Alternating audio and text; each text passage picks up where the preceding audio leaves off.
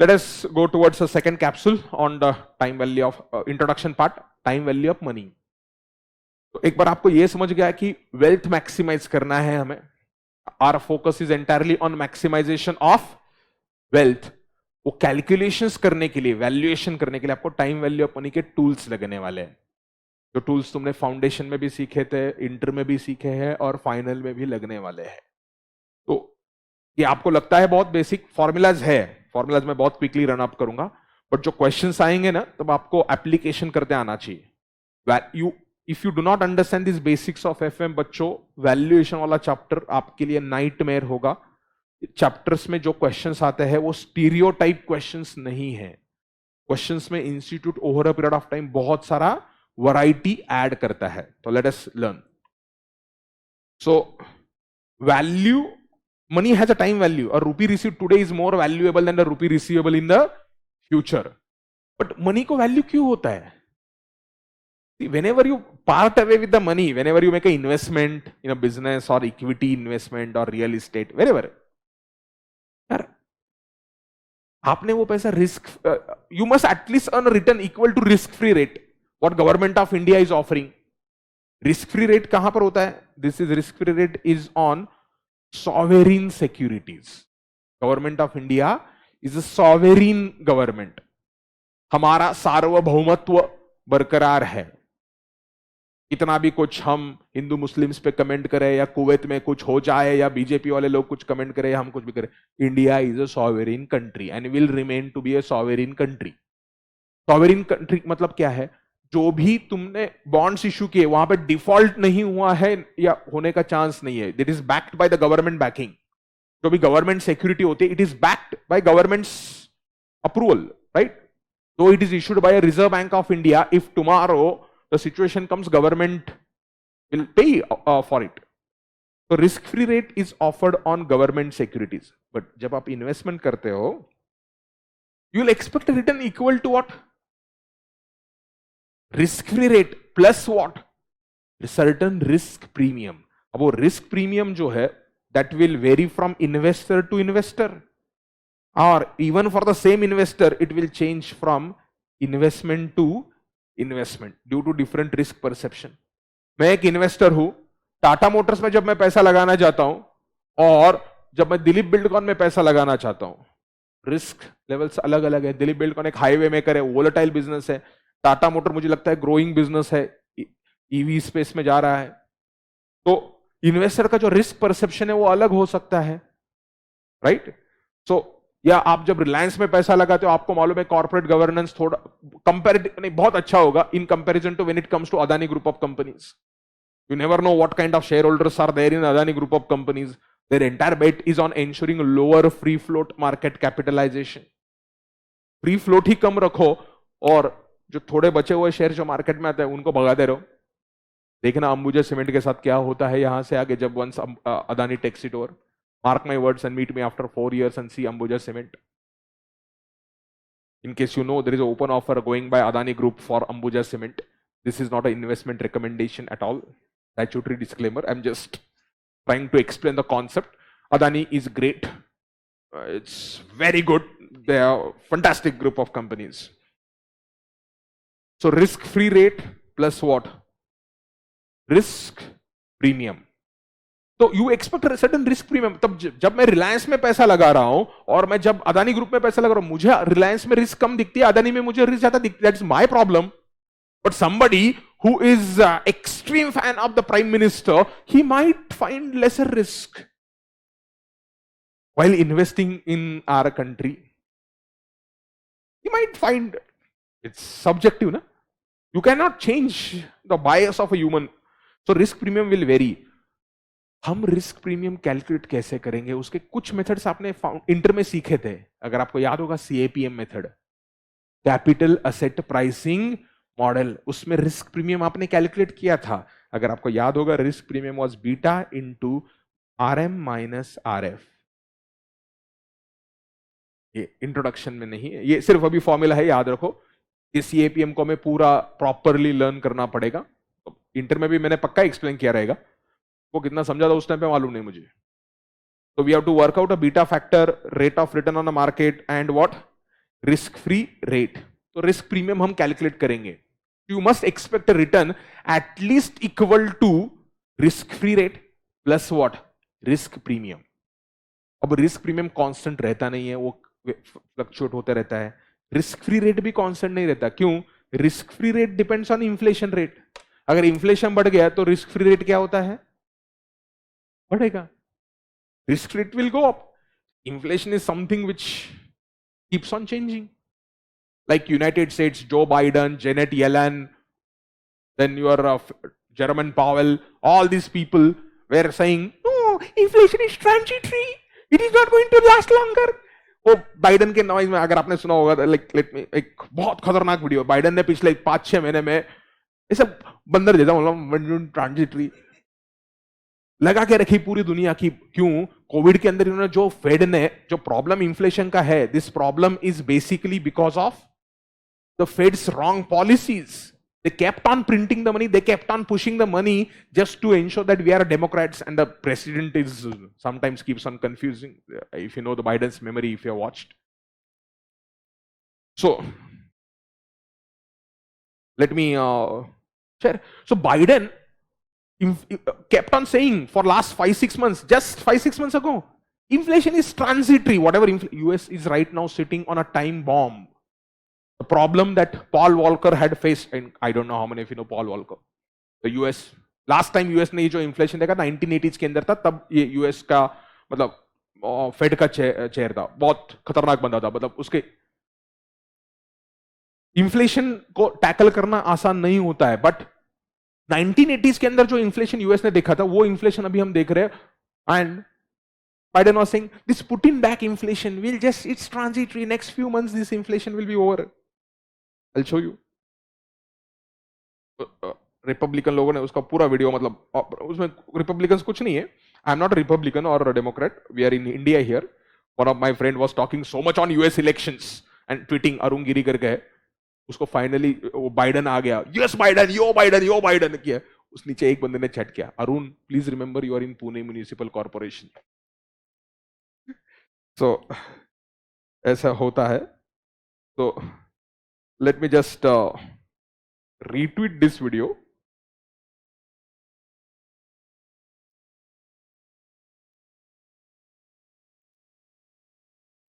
Just a second यार, retweet आया कि नहीं?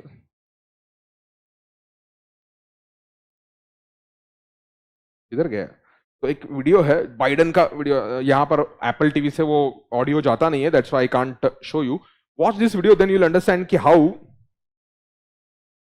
आया कि नहीं आया. दिखता क्या मेरे को? नहीं आया. एक second. So you will come to know that inflation is not something that remains constant. Inflation keeps on changing. So as inflation changes, automatically you will find out risk-free rate will keep on changing. Just a second, let me share it.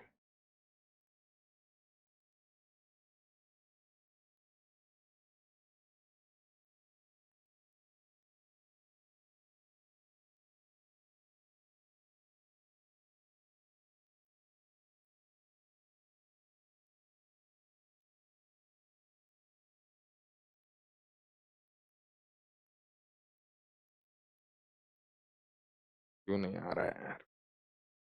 3 बार किया.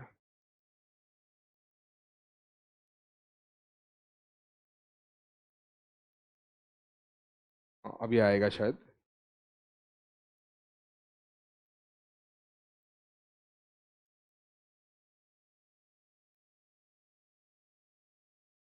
Check करो. This is a video where US has created inflation, and that is trying to explain. The Biden or the Fed chairman were trying to say that inflation is transitory, it is not something permanent. But nahi, inflation keeps on changing and it can go to a skyrocketing level. और उसकी वजह से risk free rate change होता है. Risk free rate is basically जो yardstick होता है पूरे दुनिया भर में जो यूज करते हैं वो होता है 10 year government G-sec. 10 year government security जो होती है तुम्हारे कंट्री की, उसका ईल्ड 10 ईयर जीसेक ईल्ड हम कैलकुलेशन सीखेंगे, वो ईल्ड देखा जाता है। तो यूएस के अंदर वो ईल्ड 3% को टच हो गया या कुछ पॉइंट के लिए 3 के ऊपर भी गया था। Right now it should be close to 3%। तो वो ईल्ड जब बढ़ता है तो रिस्क फ्री रेट बढ़ जाता है, that is basically because of inflation. लेकिन जो गवर्नमेंट सिक्योरिटीज का ईल्ड रहता है वहां पर inflation rate plus real rate of return मिलता है। अगर मैं शॉर्ट टर्म की बात करूं तो रियल रेट्स अभी मार्केट में निगेटिव है। यूएस मार्केट या इंडियन मार्केट के अंदर भी रियल रेट निगेटिव है, क्योंकि गवर्नमेंट सिक्योरिटीज जो है वो ऑफर कर रहे हैं approximately 7.5। In India risk rate is around 7.5 right now. तो आपको ये रिस्क रेट कहां पे दिखेंगे? investing.com एक बेसिक सोर्स है जहां पे investing.com ट्रेडिंग व्यू कहीं पे भी जा सकते हो। तो आई गो टू investing.com। ये एडवर्टीजमेंट पहले दिखाएगा उसका। नहीं, I don't want to earn $400। Buy sell कुछ नहीं करना, क्लोज कर। हाँ, तो here you can just search 10 year United States. United States 10 year आ गया, that is roughly at 3%. It has crossed 3%. That is substantial spike because inflation data that came up on Friday was way higher. It is inflation in the US is 40-year high and it is not transitory. वो video आप Twitter पे मैंने दिया है, अब देख लेना बाद में जाके, comedy video. So with the timeline and everything is mentioned there. 3.18 ये क्या है? 3.18 क्या है? Risk free rate for a US government bond if you are investing for a 10 year. You buy the bond at current market price and you hold it for 10 years, roughly, exact 10 years नहीं होता, roughly 10 years, then you will earn a return equal to 3.18. अगर मैं current inflation देखूं तो ये negative return है, क्यों? Current inflation in the US is almost 7 and 8% per annum. Last reading that came up for the month of May was 8%. So अब बोलेंगे फिर तो लोग क्यों इन्वेस्ट कर रहे हैं? लोग इसलिए इन्वेस्ट कर रहे हैं क्योंकि इन्फ्लेशन जो है ऑब्वियसली 8% पर एनम इन्फ्लेशन अगर अगले 10 साल तक रहा तो you are headed to a recession. It could be huge problem because poor people will not be able to spend itself, the spending itself will come down. तो it is not something expected for 10 years. Inflation अभी ज्यादा है लेकिन वो transitory है, short term lived है। जो हमारे यहां पर भी हम पॉलिसी में बात कर रहे थे अंटिल लास्ट पॉलिसी, हमने अलग वर्ड ढूंढा था। RBI was talking about accommodative policy. Accommodative policy, this time that word is not there in this particular monetary policy. The accommodative word is removed by the RBI, indicating that we will increase the interest rates. क्या हुआ? ये Covid के अंदर इन्होंने इतने interest rates कम कर दिए कि वो जो पैसा है जो गरीब लोगों को जाना चाहिए था या जहां पर जिनका इनकम अफेक्ट होना चाहिए तो उनको जाना चाहिए था, उसके जगह पे वो पैसा पूरा स्टॉक मार्केट में आ गया। वैल्यूएशंस बढ़ने लग गए, गेम स्टॉप जैसा कुछ भी कंपनीज ऊपर जाने लग गए, या कुछ भी लोग क्रिप्टो करेंसीज में जाने लग गए पैसा। So that money did not go into the productive assets, that money did not go entirely, it went but not entirely in the hands of people who were needing that money. And that led to a person जिसके पास पैसा बहुत already है, उसको और पैसा मिल गया, he doesn't care about the value of money, he keeps on spending, and that led to a jump in inflation. चलो बाकी फैक्टर्स भी है, सप्लाई चेन इश्यूज है चाइना की वजह से, यूरोप में जो वॉर चल रहा है वो भी है, बट इसका मतलब ये नहीं है ना कि तुम पैसा प्रिंट करते जाओ। तो ये रिस्क फ्री रेट है, याद रखना, ये फॉर्मूलाज में आपको आगे जाके काम में आएगा। So risk free rate is basically inflation rate plus what? Real rate of return. Real rate right now negative है, but longer run के अंदर inflation जो US का है 1.5 to 2% तक रहता है, so that 3% will be a positive return. उसमें real rate 0.51% positive yield मिल सकता है। Present value to future value जब हम जाएंगे तब हम उसको क्या बोलेंगे? Compounding, and present value, future value to present value आएंगे तब हम उसको बोलेंगे डिस्काउंटिंग। मालूम है आपको। और कुछ फॉर्मूलाज है जो आपने ऑलरेडी इंटर में किए हैं, सिर्फ क्विकली एक बार फॉर्मूलाज को गो थ्रू करते हैं क्योंकि सॉल्विंग करने के लिए फॉर्मूलाज लगने वाले हैं। Future value of a single cash flow, तो present value into a compounding factor. you must ensure that a rate of interest and n must correspond with each other.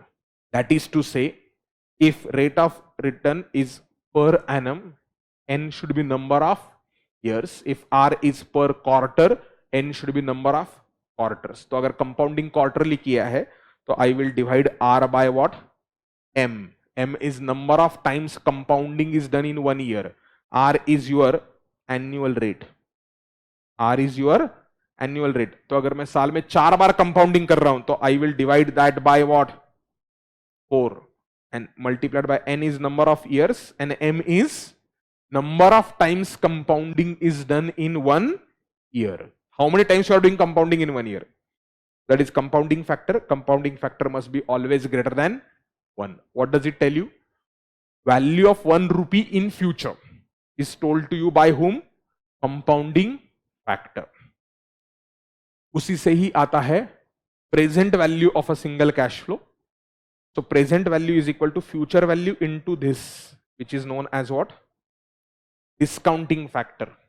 So for example, अगर मैं बोलता हूं discounting factor R is equal to 14%, N equal to 6, calculator ले लो और calculate करके दिखाओ, देखते हैं कितने लोग भूल गए।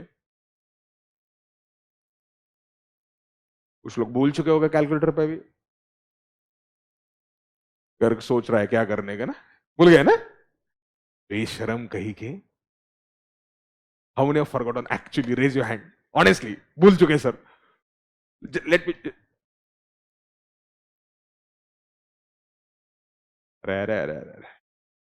देखो ना कैलकुलेटर 1, ओके कंपाउंडिंग फैक्टर तो आएगा ना, वो 1 plus R raise to N था, तो okay let me teach compounding factor. Oh shit, R is equal to 15%, N equal to 4, कैसे आएगा ये? Take on a calculator. अरे यूट्यूब पब्लिक जो घर में देख रहा है, तुम्हें चैट कर सकता है, फ्री में होता है। 1.15 रेस टू 4, तो आपको रेस टू 4 करने के लिए क्या करना पड़ता है? Into equal to, into equal to जब करते हैं तो स्क्वायर आता है, वापस इज इक्वल टू करो, क्यूब वापस इक्वल टू करो, fourth power is equal to how much? 1 point नहीं, 2 3 पे गया होगा, 1.749, गलत बोला ना घर में है, पहले दिन ही पहले पॉइंट में ही माती खाना शुरू हो गए। What does it mean? आज का 1 रुपया जो है वो फ्यूचर का 1.749 है, इसका ही तुम रेसिप्रोकल लोगे तो डिस्काउंटिंग फैक्टर आता है। Today's 1 rupee is equal to 1.74 rupee in future. So tomorrow's 1 rupee is equal to how much today? So it just need to be taken a reciprocal. Reciprocal कैसे लेते हो? Divide by equal to press करके आता है। या discounting factor अगर आपको directly calculate करना है तो आप क्या करो? Take on your calculator, 1 divided by 1.14, 1 divided by 1.14 है, यहां पर ऊपर 1.15 था, इज इक्वल टू करो, इज इक्वल टू क्या? तो फर्स्ट ईयर का फैक्टर आता है, is equal to second year, third year, fourth year, fifth year, sixth year. M plus नहीं करना है, वो एम प्लस एन्यूटी जब चाहिए होता है तब करते हैं। कुछ लोग उधर एम प्लस पे जा रहे थे, आदत लग गई तो उनको उंगली में ऐसे ऐसे करने की, हाँ अल्ट टैप करने की आदत लग गई, तो अल्ट टैप करके ऐसे ऐसे कर रहे हैं। सो बोलो फैक्टर कितना है? 0.519। तो इसका मतलब क्या है? फ्यूचर का जो 1 रुपया है after 6 years, that is equal to 0.519 as on today. Discounting factor will be always lower than 1, compounding will be always greater than 1। ये तो चलो मालूम है आपको। What does it tell you? That is important. 0.519 का मतलब क्या है? Listen to this very carefully. If you are getting 1 rupee after 6 years, अगर आपको 1 रुपया मिल रहा है 6 साल के बाद, उसके लिए आज कितना इन्वेस्ट करने के लिए तैयार हो तुम? Today you are willing to invest 0.519 for getting 1 rupee, not for getting, for getting 1 rupee after 6 years, you are willing to invest 51 पैसा टुडे और 52 पैसा today. That is fair enough. तो आपको रिटर्न कितना मिलेगा? 14% का रिटर्न मिलता है। तो प्रेजेंट वैल्यू क्या बोलता है? Amount you are willing to invest today, that is why DCF works. DCF में हमने क्या बोला था? Discounted cash flow DCF. DCF में हमने बोला था price of a share is present value of future cash flows और फ्यूचर प्रॉफिट्स और future dividends, depending on what you want to use. अगर आप डिविडेंड यूज करोगे तो हम उसको डीडीएम बोलेंगे, dividend discount model, not EDM, dividend discount model. अगर अर्निंग्स यूज करोगे तो हम उसको, कुछ नाम नहीं है उसको, कुछ भी नाम नहीं है। कैश फ्लो यूज करें, कुछ नाम नहीं है। Earning discounted cash flow model के लिए ये काम में आएगा। सो ये सिंगल कैश फ्लो होते हैं। I hope you are clear with this now. तभी भी अगर भूल गए तो हमने कैलकुलेटर शॉर्टकट्स भी आगे दिए हैं। फ्यूचर वैल्यू एन्युटी रेगुलर, तो एन्युटी में क्या होगा? सीरीज ऑफ कैश फ्लोज होंगे, time gap between the two cash flows will B same and the cash flows will be for a definite period of time. Cash flow is not going to be for indefinite period of time. Regular मतलब क्या है? Cash flow is at the end of the period, like your stipend. Do you get stipend at the beginning of the month or end of the month? End of the month. Sir, 1 तारीख को मिलता है sir, beginning of the month. अरे गधे, वो पिछले महीने का रहता है. You don't get it at the beginning of the month. You get it at the end of the month. So 2-3 महीने के बाद मिलता है ऐसा कुछ फॉर्म नहीं ना, मतलब फाइनेंशियल क्राइसिस। तो future value of annuity regular मतलब cash flows will be at the end of the period. I want to calculate future value, मतलब क्या है? ये टाइमलाइन है, ये कैश फ्लोज है। I want to jump forward, kangaroo jump. हाँ, jumping करना है और मुझे यहां की फ्यूचर वैल्यू निकालनी है। तो how do get it? Periodic amount, amount of annuity means what? Periodic amount into 1 plus r raised to 1 minus 1 upon r। तो आपको बेसिकली क्या याद रखना है? इतना याद रखो, ये कंपाउंडिंग फैक्टर है, -1। फ्यूचर वैल्यू के लिए कंपाउंडिंग फैक्टर लगता है ना, तो it is CF -1 upon r। Numerator must B positive. CF is greater than 1, -1 positive divided by r। तो प्रेजेंट वैल्यू एन्युटी के लिए 1 माइनस DF है अपॉन R, वो तो कांस्टेंट ही है ना, अपॉन R। तो प्रेजेंट वैल्यू एन्युटी रेगुलर कैसे आएगा? Periodic amount into this annuity factor. अब ये एन्युटी फैक्टर आपके कैलकुलेटर पे भी आता है, यहां पर M प्लस करना होता है। बट याद रखना ये फॉर्मूला जो है ना, ये मिसलीडिंग फॉर्मूला है। Present value annuity formula gives you present value at the beginning of the period in which annuity started. It doesn't give you the value as on today। तो बोलेंगे सर प्रेजेंट वैल्यू है sir, तो as on today मिलना चाहिए ना sir. मैंने कहां पे बोला प्रेजेंट वैल्यू मतलब as on today? It is present value at the beginning of the period in which annuity commences. तो अगर एन्युटी 4th ईयर में चालू हुआ है, 4th ईयर के एंड में, तो ये फॉर्मूला आपको 4th ईयर के बिगिनिंग का आंसर देगा। 4th year beginning is end of 3rd year.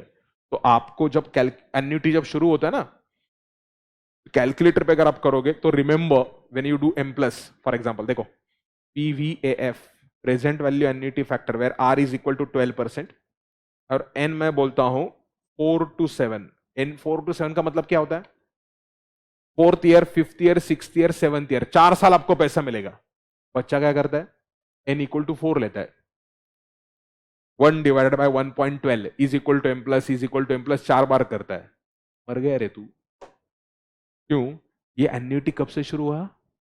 4th year में। तो इसको अगर आपको आज का वैल्यू निकालना है ना, तो आपको क्या करना होता है? पहले 3 साल स्किप करने होते हैं। 1 divided by 1.12 is equal to first year skip, is equal to second year skip, is equal to 3rd year skip. पहले 3 साल के डिस्काउंटिंग फैक्टर आपको स्किप करने हैं। Annuity factor, present value annuity factor is nothing but total of discounting factors. तो आपको total कहां से लेना है? 4th ईयर से। 4th ईयर को M plus, 5th year M plus, 6th year M plus, 7th year M plus, बोलो 2 point, फिर MRC करना होता है, बोल 2.42, 4 रुपए का, ठीक है, हाँ हो सकता है 4 to 1, चेक कर लो बाकी लोग। इसका मतलब क्या है? What does it mean? If you are going to get 1 rupee every year, you are going to get what? 1 rupee every year. For what? Next 4 years. But which 4 years? Starting from the year number 4. If you are going to get 1 rupee in the 4th year, 1 rupee in the 5th year, 1 rupee in the 6th year, 1 rupee in the 7th year, उसका today's value is 2 rupees 42 पैसा। वो 4 रुपए की आज की value कितनी है, तो याद रखना। तो are you clear with the present value of annuity and future value of annuity? ये एन्युटी रेगुलर था, एन्युटी इमीडिएट। एन्युटी इमीडिएट में क्या करना है आपको? सिर्फ रेगुलर का वैल्यू लेना है into 1 plus R. Future value के लिए भी वही करना है, प्रेजेंट वैल्यू के लिए भी वही करना है, because you just get one more period रे। Instead of starting at the end of the first period, you start at the beginning of the first period, so that's why 1 plus R से एक multiply करना है बस। तो annuity, future value annuity factor, present value annuity factor, simple memory trick क्या है? Future value के लिए CF -1 है, numerator must be greater than 1, sorry numerator must B positive, not greater than 1, it must be positive, it can be greater than 1 also, but positive होना चाहिए, divided by are. यहां पर क्या है? 1 minus discounting factor divide by R, divide by denominator common है, discounting factor will always be less than 1, so 1 minus something less than 1, number positive आएगा ना? Are you clear? Then perpetuity, perpetuity में क्या होता है? सेम अमाउंट रहता है, time gap भी सेम रहता है दो कैश फ्लोज का, बट वो अमाउंट इंफिनिटी के लिए होता है। We are not interested in constant perpetuity, we are primarily interested in growing perpetuity. तो ये कांस्टेंट परपेचुइटी है पहले, periodic amount divided by what? Interest rate or the cost of capital or time value of money. Interesting part क्या है? Growing perpetuity, ये important है, ये बहुत बार लगने वाला है हमें वैल्यूएशन के लिए। क्यों बच्चों? शेयर का जो प्राइस निकालते हैं by using DCF, discounted cash flow, तो there are 2 periods, one is explicit forecast period and the other one is terminal growth rate period. क्या बोला मैंने? भूल गए? सब कुछ साला इंटरमीडिएट में सिखाया हुआ है यार। मुझे अगर शेयर का प्राइस निकालना है तो मैं फोरकास्ट फॉरएवर कर सकता हूं क्या? See your holding period might be 1 day, 2 day, 5 days, 1 year, 2 year. मैंने शेयर कोई इन्वेस्ट किया, I might be interested in investing only for 5 years, 5 साल के बाद मुझे निकल जाना है उस स्टॉक से। इसका मतलब कि 5 साल के बाद कंपनी खत्म होगी। तो आप जब शेयर का वैल्यूएशन करते हो, what is not relevant, how many years you want to hold the share, your holding period is not relevant for finding true value of the share और a fair price of a share और intrinsic value of a share. समझा क्या? अरे response. तो जब मुझे share की value निकालनी तो क्या करना होता है? DCF के अंदर आप फोरकास्ट करते हो, फोरकास्ट अगले 4-5 साल का कर सकते हो रीजनेबली, या कुछ थोड़े जो लॉन्ग एन्युटी टाइप के बिजनेस होते हैं, इंफ्रास्ट्रक्चर वाले बिजनेस या हाईवेज होते हैं जिनके पास ट्रांसमिशन असेट्स होते हैं, उनके लिए आप 8-10 साल का आप एस्टिमेट कर सकते हो थोड़ा, क्योंकि उनके पास एग्रीमेंट्स होते हैं फॉर सेलिंग द प्रोडक्ट। तो लेट्स से मैं 10 साल का एस्टिमेट कर सकता हूं, लेकिन 10 साल के बाद there is comes a terminal growth rate और टर्मिनल वैल्यू। वो टर्मिनल वैल्यू का अगर वैल्यू निकालना है तो ये फॉर्मूला आपको लगने वाला है, ये बहुत कम से कम आपको ये 60-70 बार लगने वाला है फाइनल के अंदर, तो याद रखना है इसको। और मैं आपको आज एक वेबसाइट देता हूं, ये ऐप डाउनलोड, ऐप मत करो, वेबसाइट से करो। Present value of a growing perpetuity, ये एक्सेल में सिखाया हुआ है यार, फाउंडेशन के इंटर के अंदर है। ग्रोइंग परपेचुइटी मतलब growth rate should be constant. ये ग्रोथ रेट के ऊपर भी बहुत क्वेश्चंस आए हुए हैं एग्जाम के अंदर। गॉर्डन्स ग्रोथ रेट पटेगा होकर, बोल फॉर्मूला गॉर्डन ग्रोथ रेट, नहीं याद है? डिग्री वापस लेने को बोलोगे इंटर का वापस? तिवारी जी नहीं आता? अरे गधे, उधर लिखा है वो तो पढ़ के नहीं लिखा है क्या मैंने? ठीक है, growth rate is equal to retention ratio into ROE. भूल गए तो नहीं लिखा था तो? ठीक है, वही तो मैं वही सोच रहा था, इनके पास ये पढ़ के बोलने का स्किल क्यों नहीं है? ग्रोथ रेट जो होता है वो आता कहां से है? Retention ratio into return on equity. Intermediate में था ये, डिविडेंड डिसीजन करके एक चैप्टर था। तो present value of growing perpetuity, ठीक से सुनो, फर्स्ट अमाउंट ऑफ परपेचुइटी क्या है? First amount of perpetuity divided by interest rate minus growth rate, divided by interest rate minus growth. Interest rate मतलब टाइम वैल्यू ऑफ मनी, तो हमारे लिए केई होता है। तो अगर आपको याद होगा, फर्स्ट अमाउंट मतलब अगर कैश परपेचुटी 11th ईयर से चालू है तो ये फॉर्मूला आज का आंसर नहीं देगा। If perpetuity starting in 11th year, formula will give you answer at the beginning of 11th year। मतलब तुमको अगर टर्मिनल कैश फ्लोज है, तुम डिविडेंड के बेसिस पे कर रहे हो या ईपीएस के बेसिस पे कर रहे हो, EPS of 11th year if you take it, EPS 11 divided by interest rate मतलब KE minus G. G is growth rate. Growth rate कैसे आता है? Retention ratio into return on equity. Durve ji, tell me the formula of retention ratio.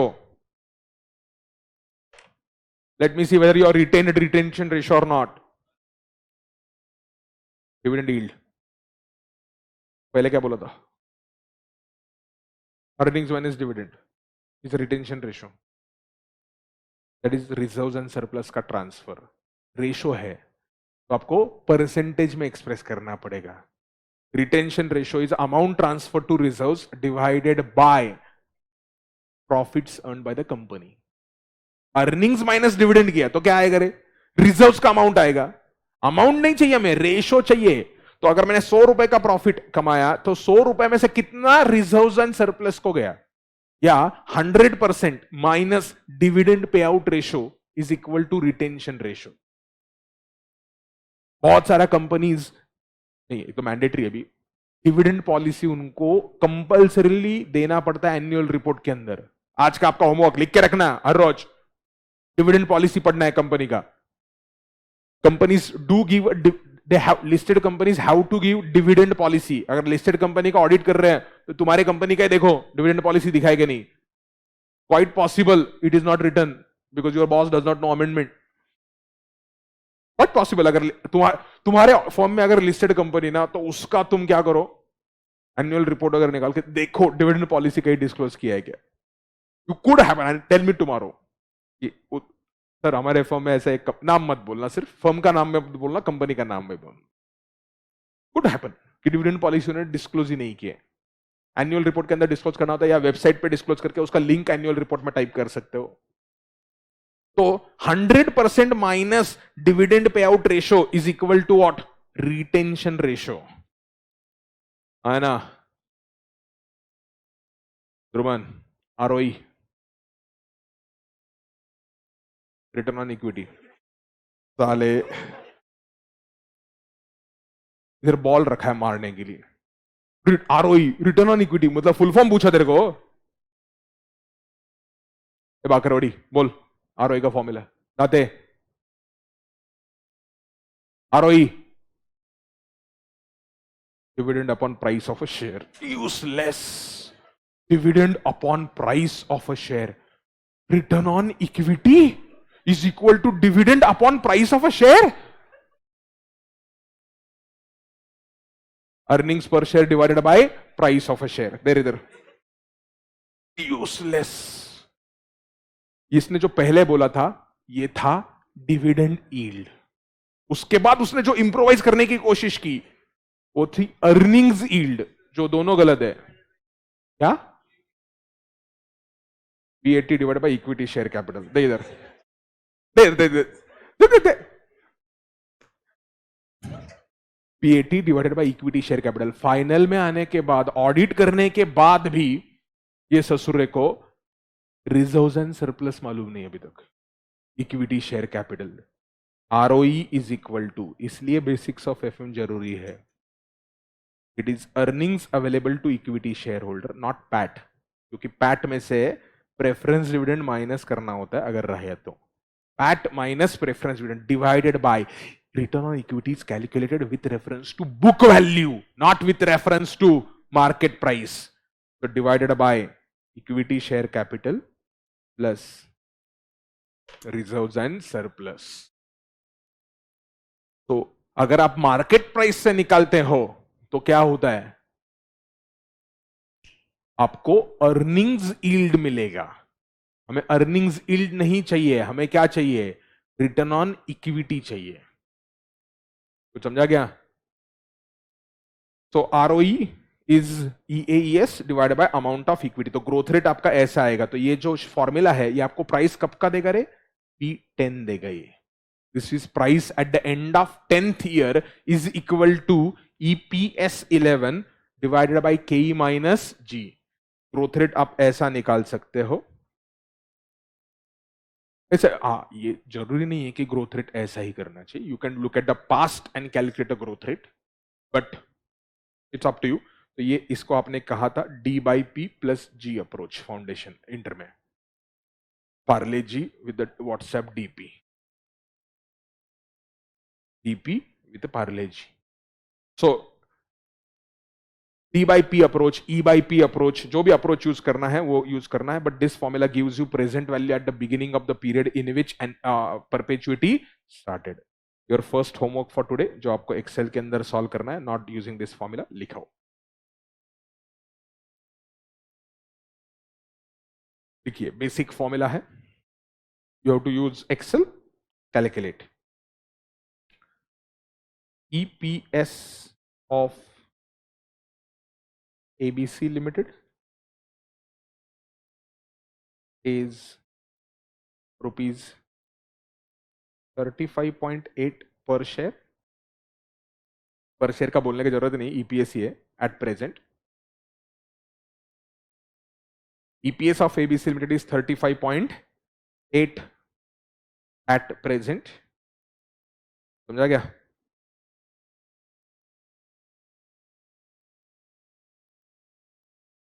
Earnings yield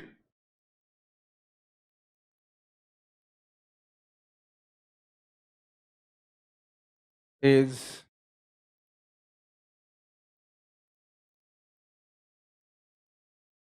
6.5%। मैं numbers ऐसे hypothetical ले रहा हूं, numbers मतलब कोई लॉजिक के साथ नहीं है। Earnings yield is 6.5%। PB ratio is what is PB ratio?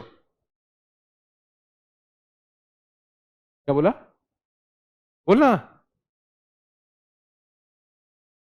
Price upon price of a share, price upon price of a share,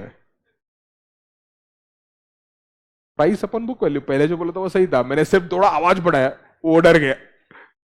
price of a share divided bye book value of a share is a PB ratio is 4.8 times। Earnings yield is 6.5%, PB ratio is 4.8 times।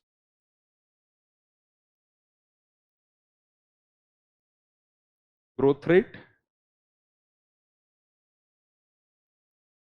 anticipated for next 5 years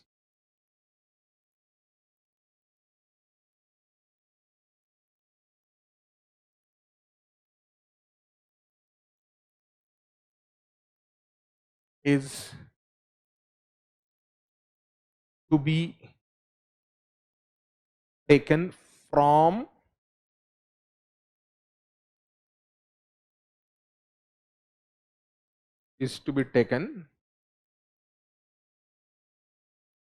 from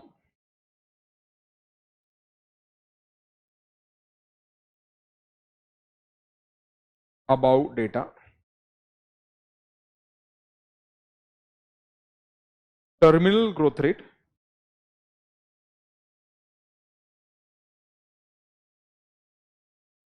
is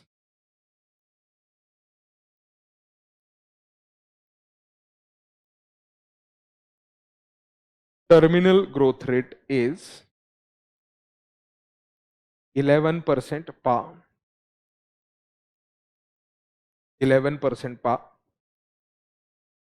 KE is cost of equity is 18%. Find out price of a share as per DCF. तो पहले मैं यहां पर आपको solve करके दिखाता हूं, ये आपको एक्सेल में भी करके देखना है खुद। मैं अभी यहां पर कैलकुलेटर पे सॉल्व करके दिखाता हूं। You have to use it, solve it on Excel. पहले क्या करना है, ग्रोथ रेट निकालना पड़ेगा सबसे पहले। तो मैंने आपको क्या बोला, price of a share is a present value of future cash flows और अर्निंग्स पर शेयर और whatever you want to say. तो प्राइस ऑफ शेयर में दो एलिमेंट्स रहेंगे बच्चों। कौन से दो एलिमेंट रहेंगे? प्राइस ऑफ शेयर में दो एलिमेंट रहेंगे। Price of share is a present value of explicit period for which you can do a forecast which is 5 years। और उसके बाद टर्मिनल ग्रोथ रेट दिया मैंने, कितना ग्रोथ रेट दिया? Terminal growth rate 11%। तो पहले ग्रोथ रेट निकालते हैं। Can you calculate growth rate? Calculate.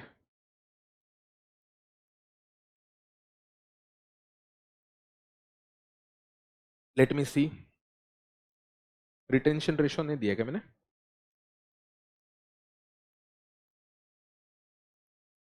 Question में एक ऐड करो, डिविडेंड पे आउट इज 23%। देखते हैं can we do it.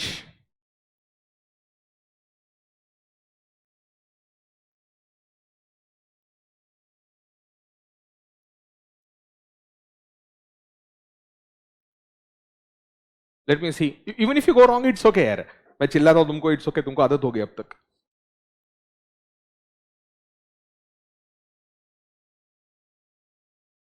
Let me see, just impact of articleship. You'll also realize.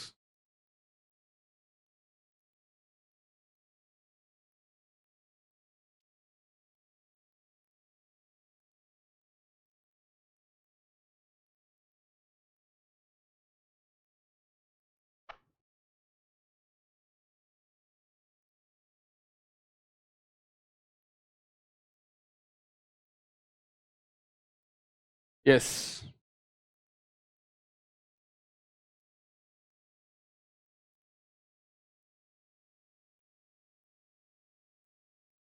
You can go wrong. That is absolutely okay. Bolo, growth rate. 24.02%. That is the one answer that I got. Option A, 24.02%. B में majority sir can't calculate. सबसे popular answer वही रहेगा sir, समझ में नहीं आ रहा है क्या करे।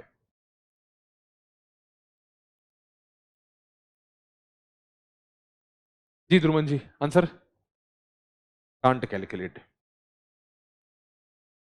तो फर्स्ट फ्रॉम बड़सावड़े 24.02, second one is can't calculate. B में बहुत सारे लोग हो गए।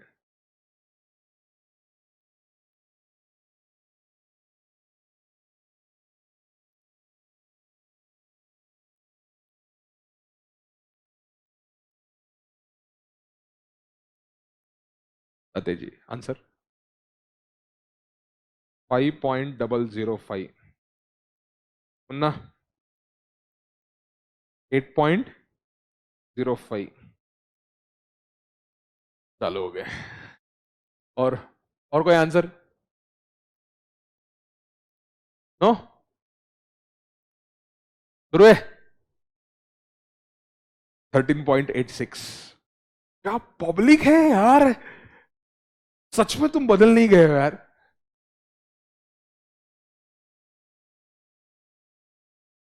और anyone else has a different answer? Union bank answer बोलना, बोल 13.86। अच्छा 18 आया तेरा, लेकिन उसके आजू बाजू ऐसा लग रहा है तेरे को। ऑनलाइन पब्लिक तो हर्ष लोड़ा 13.86।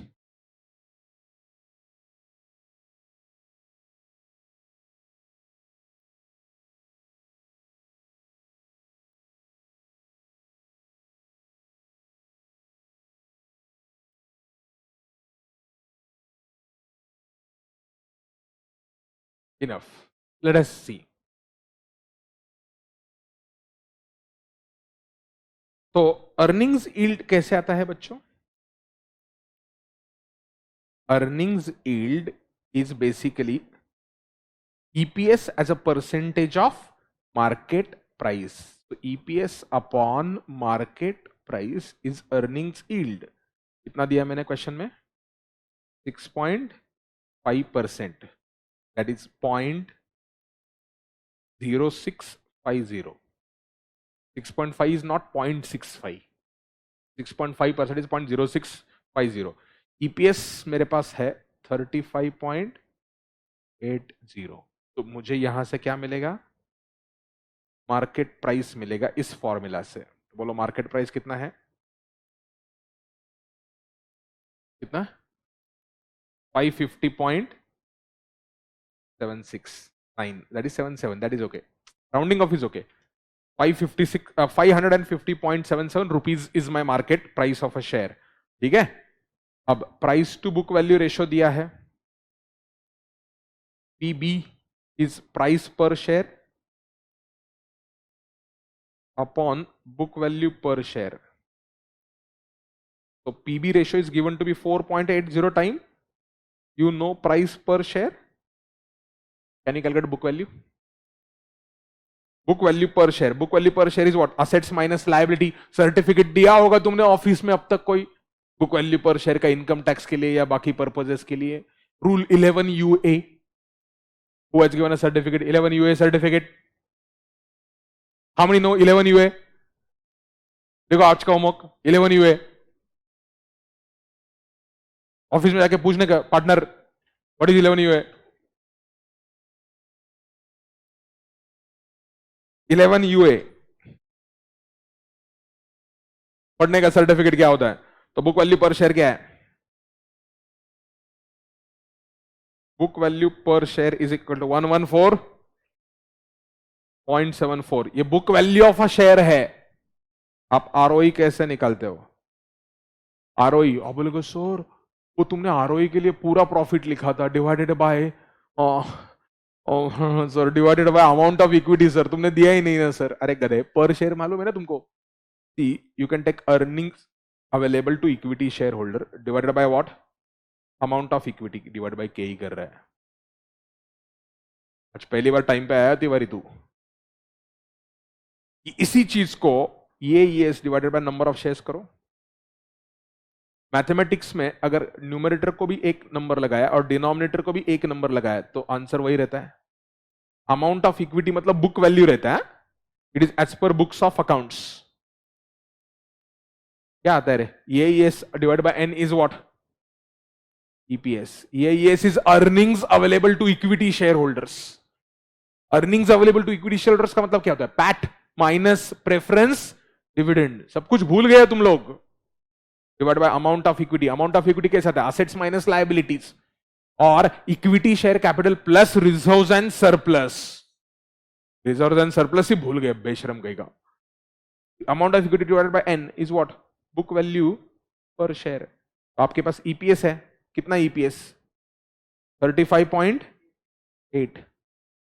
आपके पास बुक वैल्यू ऑफ शेयर है 114.74 इंटू 100। परसेंटेज में ROE बोलो कितना था?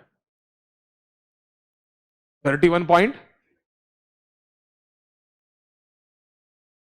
31.20 इज ROE। लेकिन हमें ROE नहीं चाहिए, हमें क्या चाहिए? ग्रोथ रेट चाहिए। पहले 5 साल का ग्रोथ रेट ये रहने वाला है। मैंने सिर्फ ग्रोथ रेट पूछा था आपको, शेयर का प्राइस तो दूर की बात है। मैंने ये क्वेश्चन ग्रोथ रेट के बारे में था।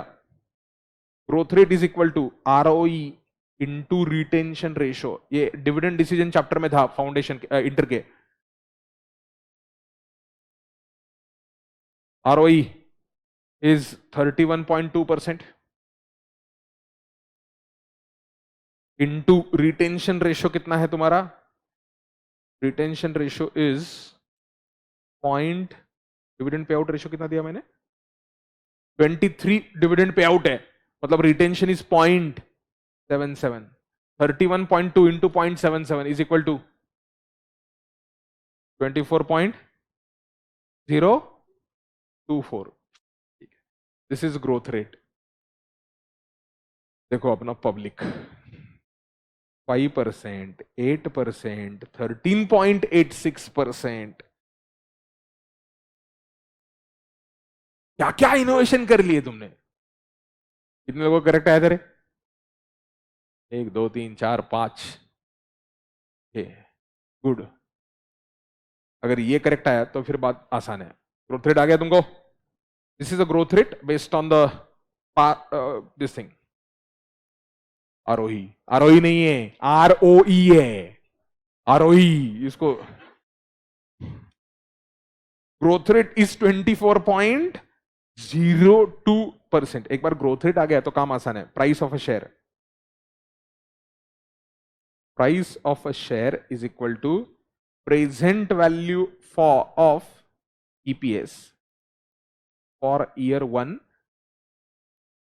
to year 5 plus present value of EPS from year 6 to infinity। ये infinity है, समझा करे। तो पहले 5 साल का कैसे करेंगे, हम टेबल बनाएंगे और उसके बाद हम फॉर्मूला लगाएंगे ग्रोइंग परपेचुइटी का, जो मैंने दिया है, समझा क्या। तो चलो अभी डीसीएफ का टेबल लगा दें। डीसीएफ टेबल कैसे लगाएंगे, डीसीएफ टेबल तो याद है ना, ईयर कैश फ्लो की जगह पे अभी क्या लिखेंगे हम, यहां पर हम ईपीएस ले रहे हैं ना, earnings per share discounting factor at the rate of के, क्या दिया था मैंने, cost of equity 18% was a cost of equity and present value. ये मैं अभी तक फाइनल में आया नहीं है, लेकिन फाइनल में भी ऐसे क्वेश्चन आते हैं, तो इसमें एडवांस होता है थोड़ा बहुत, इसलिए मैंने आगे बेसिक्स चैप्टर में जो क्वेश्चंस दिए ना आपके नोट्स में जो है क्वेश्चंस, वो क्वेश्चंस वैल्यूएशन चैप्टर के ही मैंने सब दिए। टाइम वैल्यू ऑफ मनी का मतलब calculate future value present value दिया ही नहीं, valuation. So we are doing a valuation, but ये जो वैल्यूएशन का मेथड हम भी सीख रहे हैं, बहुत बेसिक है, डीसीएफ। ये बेसिक चैप्टर में डीसीएफ करेंगे, फिर आगे जाने के बाद पागल बना दूंगा तुमको, मतलब अरे डीसीएफ के अंदर तो तुमको इतना खतर, डीसीएफ छोड़ दो, वैल्यूएशन के अंदर there are so many innovative ways of doing a valuation. Rather than that you learn different factors. I don't know how many of you know valuation board, how many read valuation standards in articleship. Do you know that there are valuation standards? आज का homework valuation standards. Next homework ICAI RVO। How many know ICAI RVO? 1, good. तुम्हारा member, तुम्हारे जो जिसके पास तुम registered हो, most probably he will be a member of RVO। Check करो आज तुम्हारे ऑफिस में कितने RVO के मेंबर्स है, सिर्फ ऑफिस में जाके देख रहे हो सीए क्या करते हैं। ईयर 1 2 3 4 5, चलो ईपीएस। बच्चों जो क्वेश्चन में ईपीएस दिया है वो आज का दिया है, 35.8 is a today's EPS. After 1 year there will be growth rate. तो मैंने बोला growth rate anticipated for next 5 years is to be taken from about data. जो अबाउट डेटा हमने ग्रोथ रेट कैलकुलेट किया, कितना ग्रोथ रेट आया, 24.02% आया। Round of करेंगे हम, एक काम करो ऊपर आ जाओ, 24, दैट इज 24%। दैट्स ओके ना यार, एग्जाम में ऐसा मत करना, यहाँ पे कैलकुलेशन के लिए ठीक है। देखो ना calculator, so SGX is indicating 325 points fall, 35.8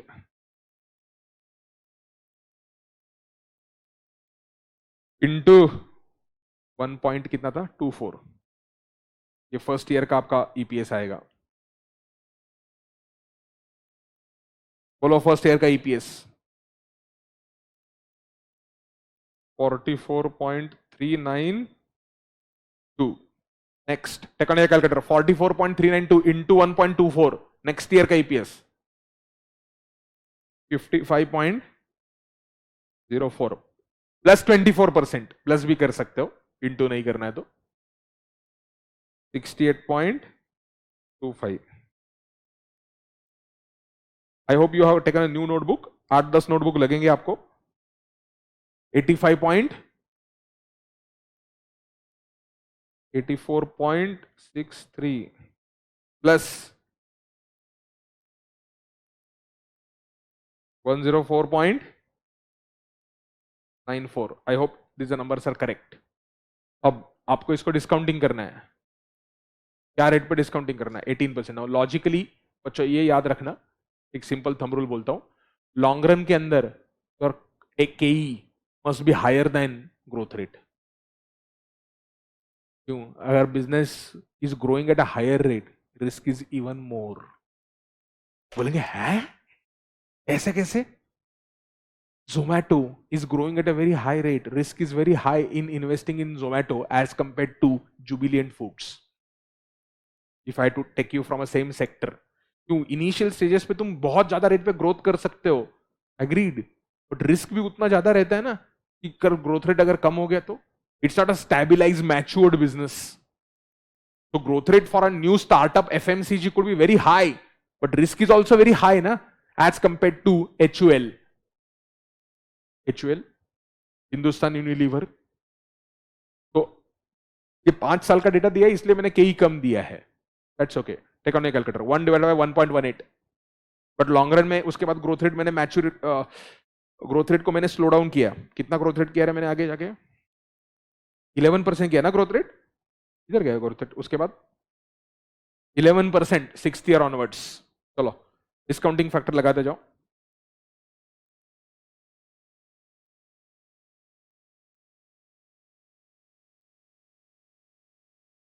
और कैलकुलेट करो वैल्यू। डिस्काउंटिंग फैक्टर बोलो 1 divide by 1.18 is equal two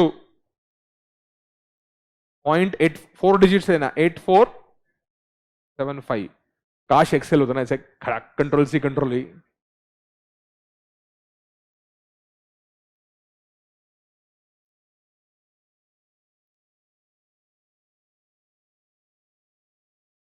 point आगे बोलो 7181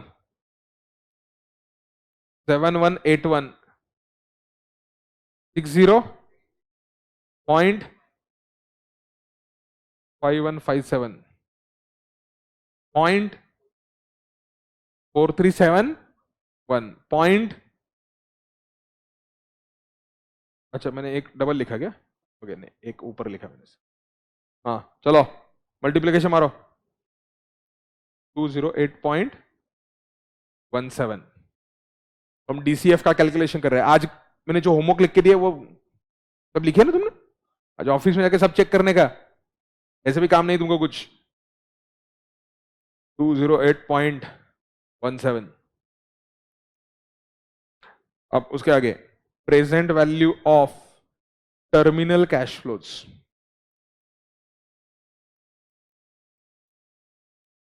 कैसे निकालेंगे? टर्मिनल कैश फ्लो मतलब वहां पे परपेचुटी है ना? Yes no? परपेचुटी के लिए क्या करेगा तुम? EPS 6 divided by KE minus G। EPS 6 कितना रहेगा? 104.94 इंटू 1.11 इंटू 1.11। समझा क्या? क्यों? 6th ईयर से ग्रोथ रेट मैंने क्या किया? टेपर डाउन किया, ग्रोथ रेट को कम किया मैंने। KE कितना है? 18% और growth rate 11%। 1000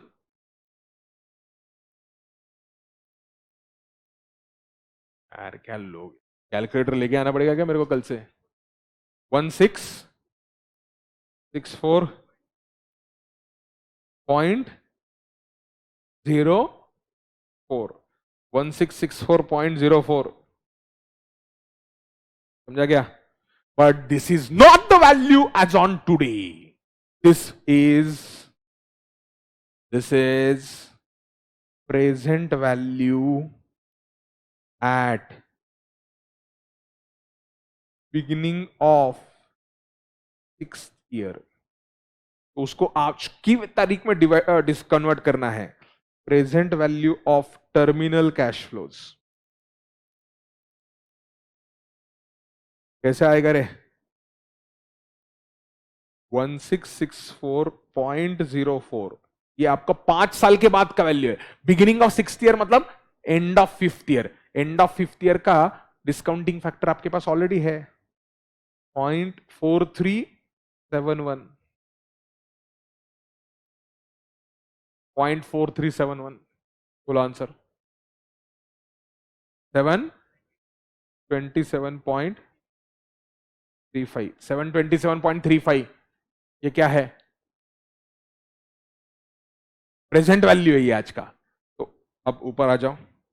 price of a share ये 2 पार्ट्स में डिवाइड किया. पहले 5 साल और आगे के. पहले 5 साल का कितना था? 208.17 एंड 727.35. 935.52. लिखो इसको 2-स्टेज मॉडल. इसको फैंसी लैंग्वेज में बोलते हैं 2-स्टेज DCF मॉडल. क्यों 2 स्टेज? 2 पार्ट्स में डिवाइड किया ना. पहले 5 साल और उसके आगे के. तो क्या सीखा तुमने बच्चों? तुमको ROE जो था तुम्हारा वो इंपॉर्टेंट था कैलकुलेट करना. Can I do a magic? Do you want a magic? 31.2 है ना? Second calculator. तुम्हारा अर्निंग्स यील्ड कितना है? 6.5 है ना? अरे गधो रिस्पॉन्स दो यार. 6.5. पीबी रेशियो कितना है? 4.8. मल्टीप्लाई करो. 6.5 इंटू 4.8. परसेंटेज नहीं, जस्ट डायरेक्टली मल्टीप्लाई करो. 31.2 आना चाहिए. समझा क्या? मतलब तुमने नया फॉर्मूला सीखा. ROE can be also calculated as earnings yield directly.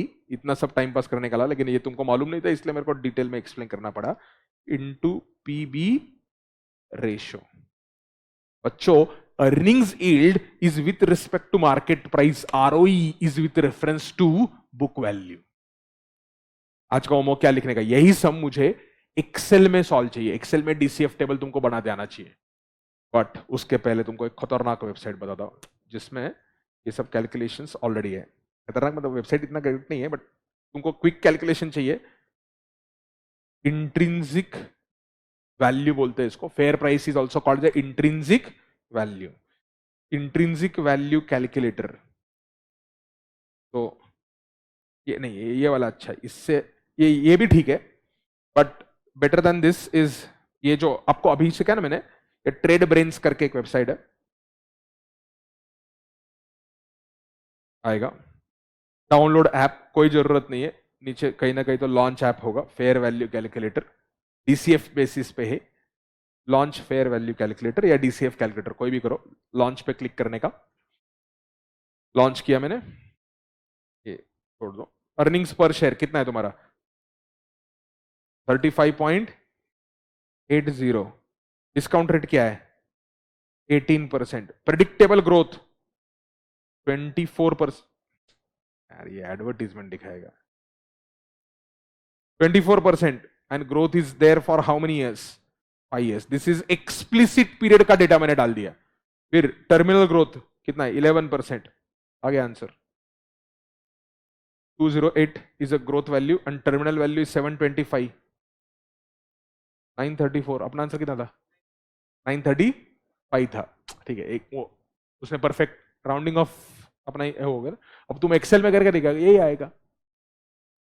This is as simple as it. So आपको बेसिकली क्या पता चलता है कि भाई कंपनी का अर्निंग्स पर शेयर मुझे अगर, दिस इज बेसिक, इसको बोलते हैं back of the envelope calculation. You can do this only for large caps which are in existence which are matured decently.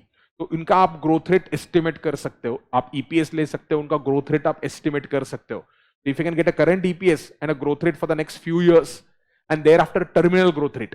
बच्चों मैं आपको टर्मिनल ग्रोथ रेट का लॉजिक बोलूं क्या? ये 11% चलो प्रिंट करके दिया. ऐसी प्रॉब्लम ये नहीं है सिलेबस का कि ये कैलकुलेशन तुमको समझा, लेकिन तुम रियल लाइफ में तभी भी फेल हो सकता है. क्यों? वो 11% आया कहां से? एक्सप्लेन करूं? You should take for that 11%. पहले आपको एक होता है रियल जीडीपी ग्रोथ. तुम्हारे कंट्री का रियल जीडीपी ग्रोथ क्या, जो आपको नंबर्स आते हैं ना दिख के, flashing headline, India GDP is expected to grow at 6.5-7.5% somewhere. So RBI governor maintained it at 6.5 to 7% range in the monetary policy meet few days ago. So वो जो ग्रोथ रेट नंबर आपको दिखता है हेडलाइन पे, वो रहता है real GDP growth. So real GDP growth of a country is let us say 7%. फिर इंफ्लेशन, अभी का इंफ्लेशन मत देखो, long term inflation is what you should look at. Long term inflation in India is at 4%. I took, तो ये आ गया nominal GDP growth. Nominal GDP growth of a nation. So nation is supposed to grow at 11%. तो जो company का तुम valuation कर रहे हो वो कौन से सेक्टर में है, वो सेक्टर जीडीपी के प्रोपोर्शन में जीडीपी से ज्यादा ग्रो होने वाला है या स्लो ग्रो होने वाला है, वो देखो आप. वो कहां से पता चलता है? वो सेक्टर के कोई इंडस्ट्री बॉडी होगा या उनका कोई रिपोर्ट होगा. So it will tell you whether the sector as a whole is likely to grow at the same rate as a nation has grown or it is likely to grow at a faster rate than the nation. So अगर आपको लगता है तो वो करो. ये basically क्या है? Nominal GDP growth rate. बच्चों एक चीज कान खोल के सुन लो, अगर तुम्हारे कैश फ्लोज नॉमिनल है, कैश फ्लोज जो तुमने डीसीएफ में लगाया वो दो टाइप के हो सकते हैं. ये मैंने इंटर में पक्का एक्सप्लेन किया रहेगा बट तुम लोग भूल गए होगे. Cash flow can be nominal और real cash flow. Real cash flow का मतलब क्या है? Cash flows without considering impact of inflation. Inter के नोट्स तुम्हारे पास है तो तुम खोल के देखना. Cash flows without considering impact of inflation are known as the real cash flows. And what are the nominal cash flows? Cash flows as they are. तो आज तुम्हारा स्टाइपेंड 5,000 पर मंथ है, आज का है. एक साल के बाद तुम्हारा स्टाइपेंड 6,000 पर मंथ होगा. 6,000 is a nominal cash flow. But उसमें से अगर इन्फ्लेशन का इफेक्ट निकाल लूंगा, I did not say real cash flow means cash flow as on today. Real cash flow is cash flow in the future, but उसमें से inflation जो impact है ना वो इग्नोर करो. जीडीपी जो हमारे कंट्री का आता है वो नॉमिनल जीडीपी अलग रहता है, रियल जीडीपी अलग रहता है. Real GDP is at the base price of 2014-15 और 2011-12, whatever the base year could be. दो सीरीज रिपोर्ट था. 14-15 is the series that is used क्योंकि बीजेपी आया था उस टाइम पे, तो उनको अपना सीरीज चाहिए रहता है. पॉलिटिसाइजेशन होता है हर चीज में. अपने कंट्री में रहेंगे तो होगा, मतलब रोड्स के नाम बदलेंगे, ऑडिटोरियम्स के नाम बदलेंगे, ये शहरों के नाम बदलेंगे, राज्यों के नाम बदल सकते हैं. This is quite natural. वो छोड़ दो.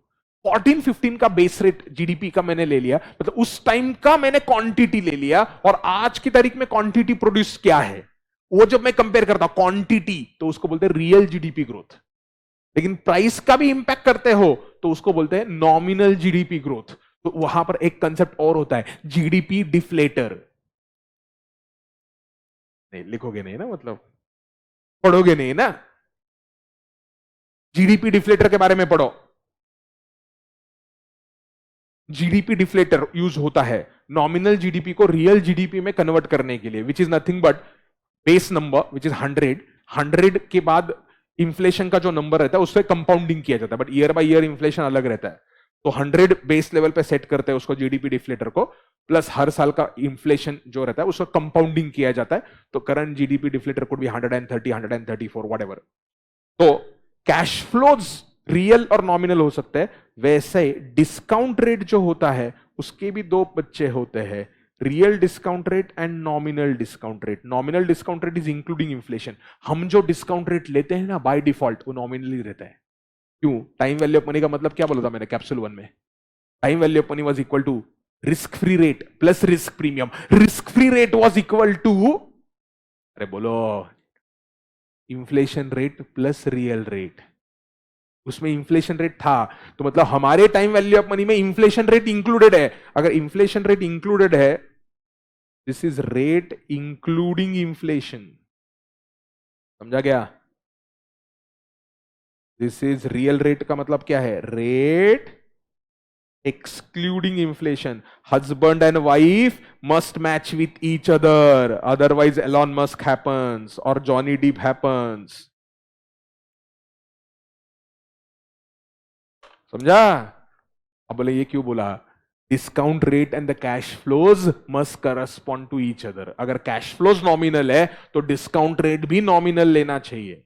मैंने कैश फ्लोज भी नॉमिनल ले लिए और डिस्काउंट रेट भी नॉमिनल लिया और वो करके ये ये आंसर आया. कैंसर नहीं, ये आंसर आया. आई होप यू अंडरस्टूड इट. ये कुछ बेसिक्स था और बेसिक्स हम करेंगे. खुद एक्सेल पे जाके वर्कआउट करना. जो भी चीजें मैंने बोली वो सब चीजें लिखो. होमवर्क के लिए अगला पेज, लास्ट पेजेस ना, वो होमवर्क के लिए रहने दो. 10-15 पेजेस लगेंगे तो लिखते जाने का. हर रोज जो जो कंसेप्ट बोला वो घर पे जाके पढ़ो, तभी जाके थोड़ा स्मार्ट बनोगे. Bye bye.